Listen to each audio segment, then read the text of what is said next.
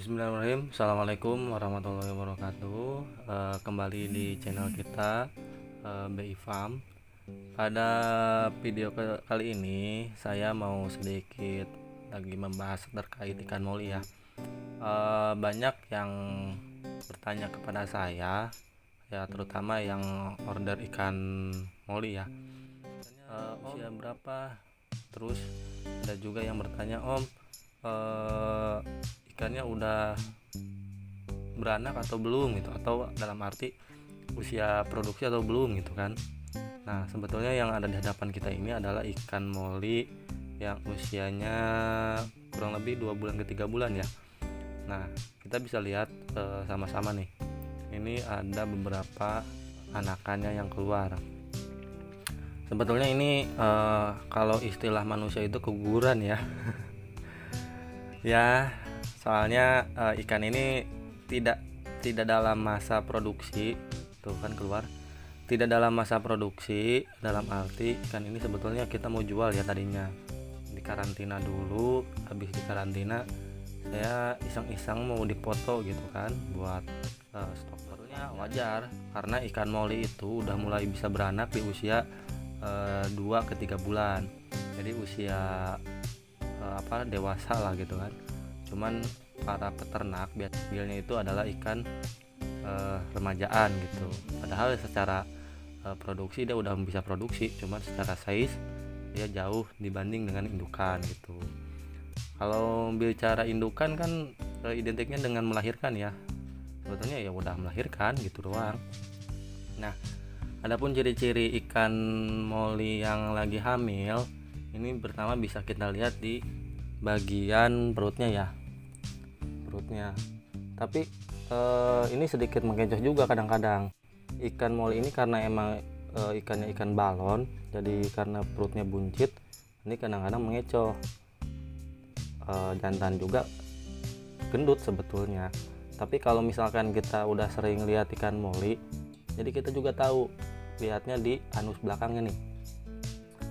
Di anus belakang ini kalau misalkan teman-teman lagi iseng atau apalah, misalkan mau ngecek dia hamil atau enggak, lihat aja di anus belakangnya pakai akrilik kayak gini nih. Anus belakangnya itu kayak apa ya, kalau ibarat ayam mau nelor, si anusnya itu agak buka dikit gitu. Nah itu dia udah mau nelor tuh. Nah ini kenapa kok ada beberapa telurnya yang belum matang gitu, istilahnya kan gitu ya. Ya sebetulnya kan karena emang hewan ini adalah opopipipar, jadi ikan moli ini jenisnya itu kan hewan opopipipar ya, bertelur dan beranak di dalam perut ya, seperti ikan hiu lah. Nah kalau misalkan ini kan bertelur sebetulnya, tapi netasnya di dalam perut gitu ya. Namanya juga telur ya, nggak semuanya fertil ya, ada aja yang infertil gitu. Nah kita coba masukkan contoh ikan yang lain ya.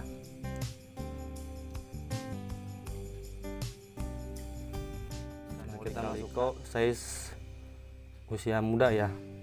Ini juga sama, ini kita mau jual sebetulnya. Nih kalau kita lihat, anus belakang itu udah kebuka gitu.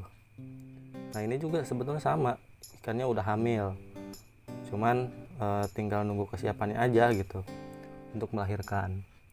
Saya sih curiganya ini akan melahirkan di dalam kemasan, karena ikan moli ini kalau misalkan ikan moli ya di alamnya itu, kalau misalkan terkena sinar matahari yang terik, terus perubahan suhu, terus air baru, ini akan merangsang perutnya gitu untuk melahirkan.